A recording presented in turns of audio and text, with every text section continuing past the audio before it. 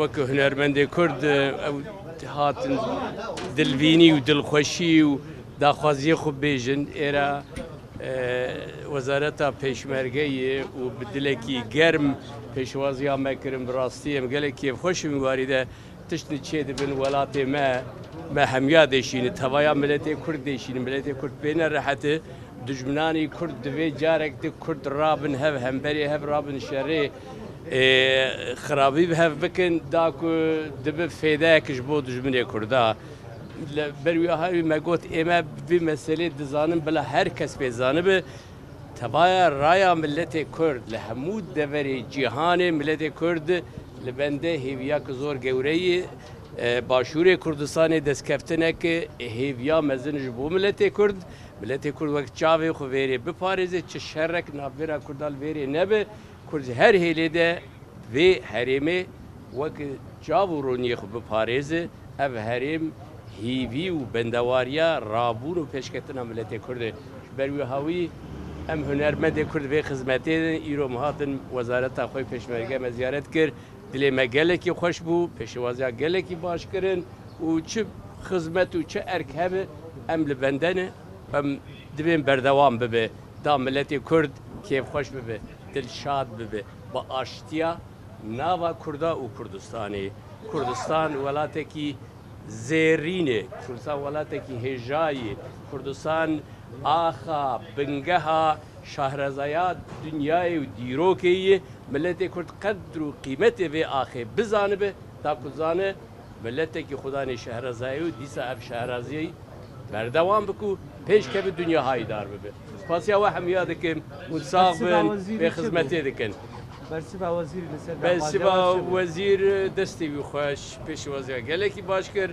ew jî dilvîn û dilxwazê milletê Kurd ji milletê xwe hez dike xizmetekî baş dike erkekî baş de ye û mala wî ava em jê gelekî memnûn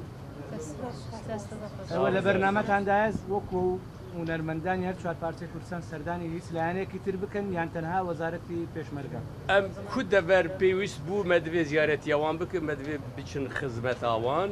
wek me got milletê Kurd milletekî rengîn e hunerê Kurd jî hunerekî rengîn e hemû hunermendên Kurd li hemû layên Kurdistanê dikane werin ba hev wê rengîniyê bidin yek û du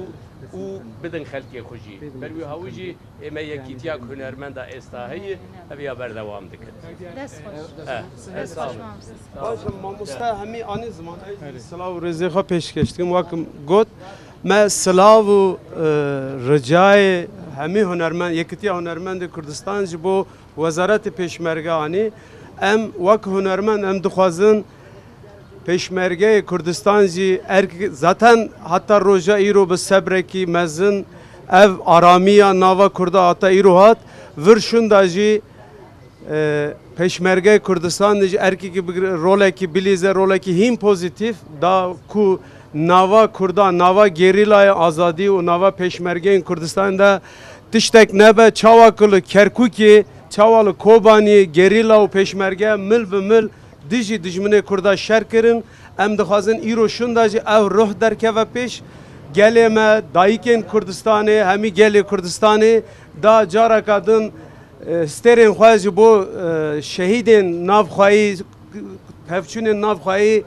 negîrin dayîkên me jî bila wek dayîkên dunyayê êdî ser vê êş û elema navxwayî negîrin wek hunermendan histê hunermend wek dengê vî gelî me hat ji pêşmergeyên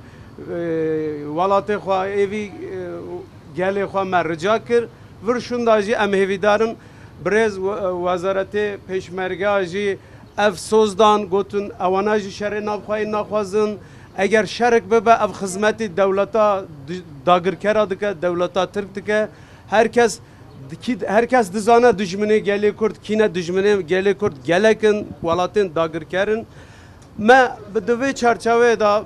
histên xwe anî ziman îro jî em ê gelek saziyên çapemenî ziyaret bikin ber ku wazîfe her kesî şahsek hunermendek hemi sazı dibe dema hassas da zamanı xwa dikkat bikin yani zamaneki aşiti erkeki aşiti berku peyvistiya welatê me pêdiviya gelê me îro ev e em ji wak hunermend me xwast em vê wazîfa xwe pêk bînin em we spas dikin. Kage desina qandîl birê wayê opsina bo qandîliya peyan Niha planek wîsanî ne em dixwazin berê hemî saziyan